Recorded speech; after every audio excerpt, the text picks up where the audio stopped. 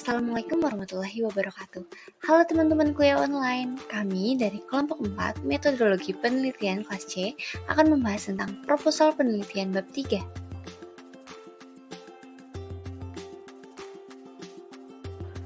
Pokok pembahasan yang akan kami bahas yang pertama ada desain penelitian, kemudian lokasi dan waktu penelitian, populasi dalam penelitian, dan yang terakhir ada sampel dalam penelitian. Pertama, kita akan membahas tentang desain penelitian. Metode penelitian merupakan cara berpikir berbuat yang dipersiapkan secara baik untuk melakukan penelitian dan untuk mencapai suatu tujuan dari penelitian. Penelitian dibedakan menjadi dua pendekatan, yaitu kuantitatif dan kualitatif. Pada kuantitatif dibedakan lagi menjadi dua, yaitu eksperimental dan non-eksperimental, sedangkan untuk kualitatif dibedakan menjadi interaktif dan non-interaktif. Tipe penelitian terdapat kualitatif, kuantitatif, atau gabungan dari keduanya. Apabila kedua tipe penelitian digabungkan, maka penelitian kuantitatif memberikan kerangka perihal sesuatu, namun isi dari kerangka itu yang terkait dengan konteksnya akan diberikan oleh penelitian kualitatif. Memadukan kedua tipe penelitian dapat bermakna untuk tujuan tertentu, namun perlu diperhatikan bahwa tidak semua penelitian dapat dikuantitatif-kualitatifkan. Next, kita perlu tahu nih, apa sih desain penelitian itu? Jadi, desain penelitian ialah rancangan penelitian yang terdiri atas komponen-komponen yang menyatu satu dengan yang lain untuk memperoleh data maupun fakta dalam rangka menjawab pertanyaan ataupun masalah penelitian. Desain penelitian atau metode penelitian yang digunakan dalam penelitian terdapat beberapa macam. Nah, mengkategorisasikan penelitian dapat dilakukan dengan beberapa cara, yaitu dengan melihat riset desainnya, atau membaginya berdasarkan penelitian dasar dan penelitian aplikatif, atau dengan melihat metode penelitiannya. Nah, berikut ini ada tipe-tipe desain penelitian yang dapat digunakan. Ada casual comparative research, riset eksperimental, ethnographic research, historical research, action research, survey research, dan correlation research. Yuk kita bahas satu-satu. Yang pertama ada causal comparative research, disebut dengan penelitian sebab akibat yang merupakan salah satu ide berpikir ilmiah untuk menata atau membentuk suatu riset metodologi. Penelitian ini berfokus untuk membandingkan variabel bebas dari beberapa kelompok-kelompok subjek yang mendapat pengaruh berbeda dari variabel bebas. Pengaruh variabel bebas terhadap variabel telah berlangsung sebelum penelitian dilakukan. Riset eksperimental. Riset eksperimental dapat dilakukan dalam kedua kelompok, di mana kelompok satu disebut kontrol tanpa diberi perlakuan apapun, sedangkan kelompok kedua diberikan perlakuan. Ethnographic research. Penelitian etnografik merupakan penelitian yang memiliki fokus diri dalam budaya dari sekelompok orang. Biasanya penelitian etnografik meneliti tentang budaya secara umum. Penelitian ini lebih terfokus dalam organisasi yang mendefinisikan group of people. Historical research. Historical research dilakukan dengan membaca berbagai buku maupun literatur serta mengikuti pola dari literatur dan buku yang dibaca. Penelitian ini memerlukan sejarah awal pertama terbentuknya topik yang akan dicari. Action research. Penelitian tindakan atau action research ialah penelitian yang memiliki tujuan untuk mengembangkan banyak keterampilan baru atau cara pendekatan baru dan memecahkan masalah dengan penerapan langsung di dunia kerja atau dunia aktual yang lainnya. Penelitian ini adalah penelitian yang berfokus langsung pada tindakan sosial. Survey research. Penelitian survei termasuk penelitian kuantitatif yang digunakan untuk meneliti perilaku suatu individu atau kelompok dengan mengambil sampel dari suatu populasi. Kuesioner digunakan sebagai alat pengambil dan pengumpul data yang pokok dalam penelitian ini. Survei merupakan suatu desain penelitian yang digunakan untuk menyediakan informasi berhubungan dengan prevalensi, distribusi, dan hubungan antar variabel dalam suatu populasi. Karakteristik dari penelitian survei ialah subjek yang diteliti banyak atau sangat banyak, sedangkan aspek yang diteliti sangat terbatas. Correlation research. Studi korelasi ini masuk ke dalam penelitian deskriptif dalam epidemiologi. Berdasarkan statistik, studi korelasional menggunakan teknik analisis dikarenakan untuk mengetahui hubungan antar variabel independen dan variabel dependen. Penelitian dapat melihat hubungan di antara dua variabel. Korelasi tidak menjamin adanya kausalitas, namun kausalitas menjamin adanya korelasi. Berikutnya macam-macam desain penelitian. Nah, dibagi dua, ada penelitian kualitatif, ada juga kuantitatif. Di dalam desain penelitian kualitatif, ada desain penelitian kualitatif non-standar dan desain penelitian kualitatif tentatif. Lalu, untuk desain penelitian kuantitatif, itu ada studi cross-sectional, studi case control, studi cohort, riset eksperimental, dan quasi-eksperimental. Nah, di desain penelitian kualitatif yang pertama, yaitu ada desain penelitian kualitatif non-standar, desain yang disusun sebelum melakukan penelitian di lapangan, namun bersifat tidak kaku atau fleksibel. Maka model ini merupakan modifikasi dari model kuantitatif dengan menyederhanakan sistematika atau menyatukan beberapa bagian dalam bab yang sama, misalnya memasukkan metode penelitian dalam bab pendahuluan. Nah, yang kedua ada desain penelitian kualitatif tentatif. Desain yang disusun sebelum melakukan penelitian ke lapangan, tapi ketika di lapangan, desain penelitiannya mungkin perlu diubah untuk dengan kondisi atau situasi lapangan. Maka, pedoman pelaksanaan penelitian ini tidak selalu bergantung pada desain yang disusun sebelumnya, tapi lebih bergantung kepada kondisi atau situasi realita lapangannya. Nah, selanjutnya kita ke desain penelitian kuantitatif nih. Sebelum kita ke penelitian kuantitatif yang pertama, aku mau jelasin dulu nih tentang bidang ilmu yang memakai metode kuantitatif dalam penelitiannya, yaitu sosiologi, psikologi, dan epidemiologi. Banyak penelitian kesehatan yang menggunakan desain epidemiologi yang lebih bervariasi dalam mencapai tujuan serta membuktikan hipotesis dalam penelitiannya. Nah, yang pertama ini ada studi cross-sectional. Jadi, studi cross-sectional ialah suatu penelitian yang dapat mempelajari dinamika korelasi antara beberapa faktor risiko dengan efek melalui pendekatan observasi atau pengumpulan data sekaligus dalam suatu saat, atau disebut point-time approach. Selanjutnya merupakan desain studi cross-sectional yang terbagi menjadi dua jenis. Yang pertama ada penampakan deskriptif dengan tujuan untuk mengetahui angka prevalensi penyakit. Dan yang kedua merupakan analitik dengan tujuan untuk mengetahui hubungan antara beberapa faktor tertentu.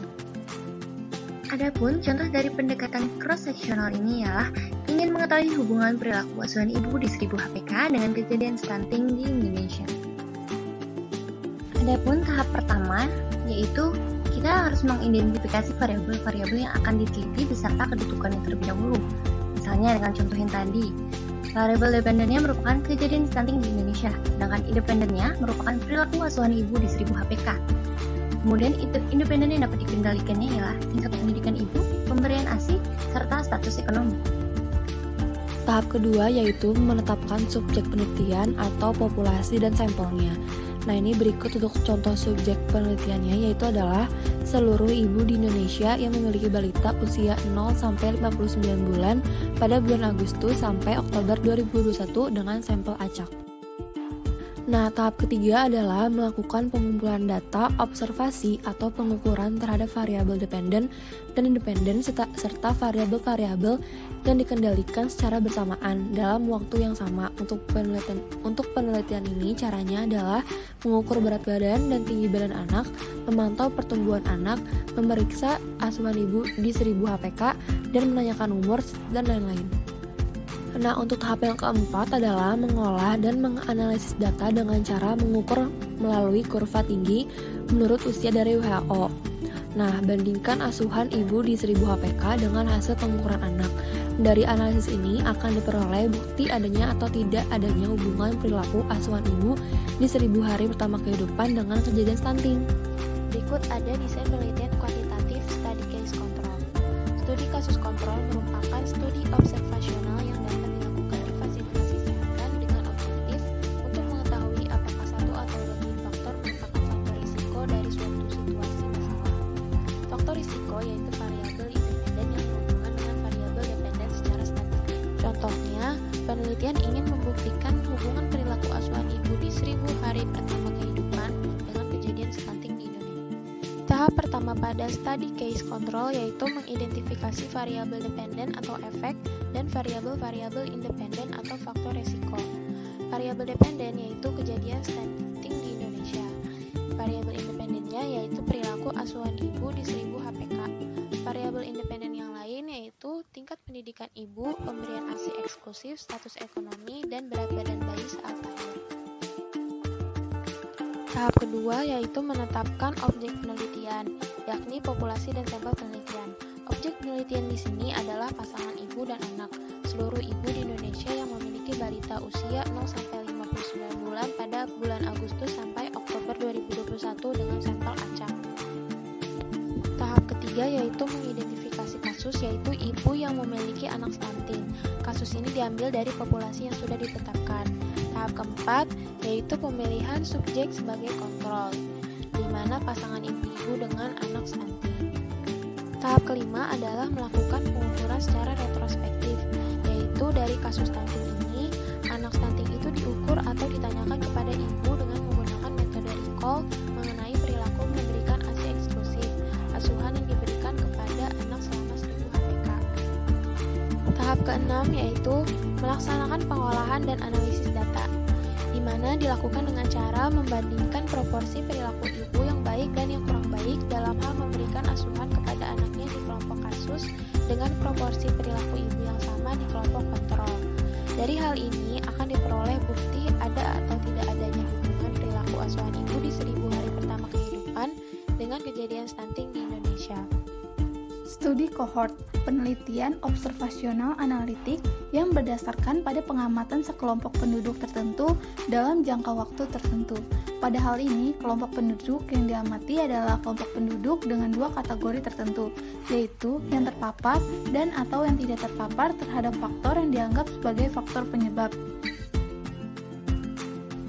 Kelebihan dari penelitian kohort, yang pertama, bisa mengatur komparabilitas antara kelompok subjek dan kelompok kontrol sejak awal penelitian. Secara langsung bisa menatap misalnya angka resiko dari waktu ke waktu yang lain. Terdapat keseragaman observasi baik terhadap faktor resiko dan efek dari waktu ke waktu. Kekurangan dari penelitian kohort butuh waktu yang cukup lama, perlu pengelolaan dan sarana yang rumit, berpeluang adanya subjek penelitian yang dropout sehingga akan mengganggu analisis hasil, terdapat faktor resiko yang ada dalam subjek yang akan diambil. Selanjutnya ada riset eksperimental, dilakukan pada dua kelompok yang mana kelompok satu disebut kontrol tanpa diberi perlakuan apapun, sedangkan kelompok kedua diberikan perlakuan atau treatment, lalu diberi asumsi bahwa kedua kelompok ini sama. Ada beberapa variabel, yang pertama independent variable, dependent variable, experimental condition, control condition, confounding variable, dan uncontrolled variable. Lalu selanjutnya ada quasi eksperimental. Desain penelitian ini berupaya untuk mengungkapkan hubungan kausal dengan cara melibatkan kelompok kontrol atau eksperimen. Namun, pemilihan kelompok tersebut tidak dilakukan secara random. Penelitian kuasi eksperimental ini menggunakan semua subjek dalam kelompok belajar untuk diberikan perlakuan.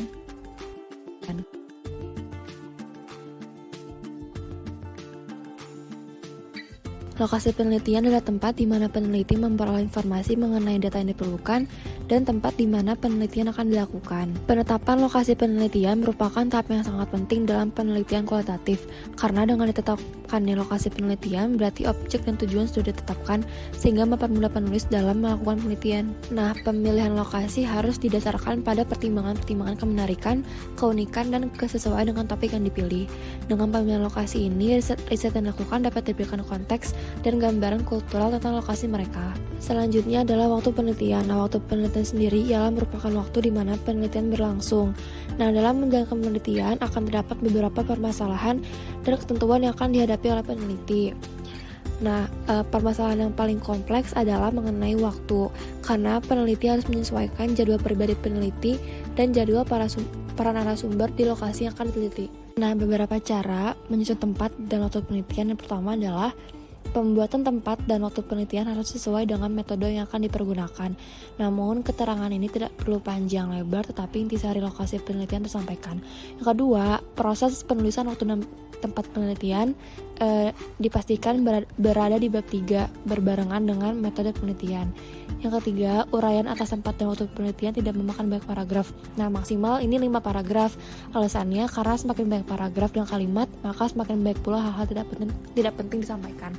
Yang keempat, penulisan tempat dan waktu penelitian berada di bagian subbab pertama dalam bab 3, yaitu metode penelitian.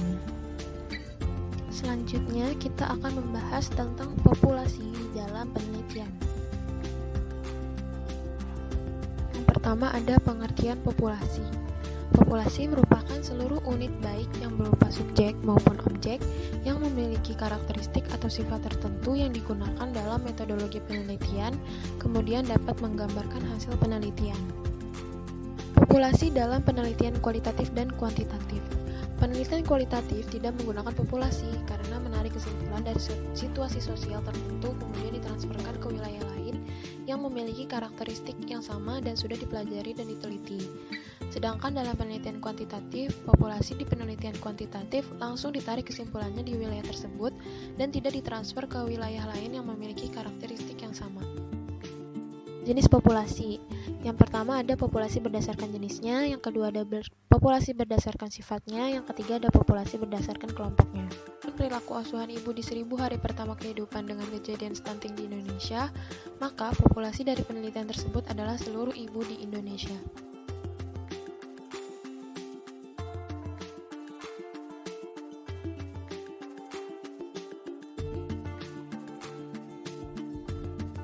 Selanjutnya ada sampel dalam penelitian. Penelitian sampel itu sendiri, yang pertama menurut Scioto dan Suri tahun 2015, sampel adalah sejumlah bagian yang diambil dari suatu populasi berdasarkan prosedur tertentu sehingga mampu mewakili populasinya. Adapun sampel menurut Arikunto adalah sebagai wakil dari populasi sehingga dapat disimpulkan bahwa sampel adalah suatu bagian dari jumlah populasi yang akan diteliti yang memiliki karakteristik yang sama dengan populasi serta bersifat representatif. Syarat sampel yang baik menurut Susilana tahun 2015, yang pertama representatif, yang kedua batasan sampel harus jelas, yang ketiga dapat dilacak di lapangan, yang keempat tidak ada keanggotaan sampel yang ganda, dan kelima harus up to date. Sampel penting untuk ditetapkan karena beberapa alasan, antara lain, yang pertama, ukuran populasi yang terlalu besar, kedua, masalah waktu, ketiga, masalah biaya, keempat, percobaan yang sifatnya merusak, dan yang kelima, masalah ketelitian. Ada dua jenis metode teknik sampling. Yang pertama pengambilan secara acak, itu ada simple random sampling, systematic sampling, stratified sampling, cluster sampling, dan multistage sampling. Lalu yang kedua ada pengambilan sampel secara tidak acak, itu ada purposive sampling, quota sampling, accidental sampling, snowball, dan convenience sampling.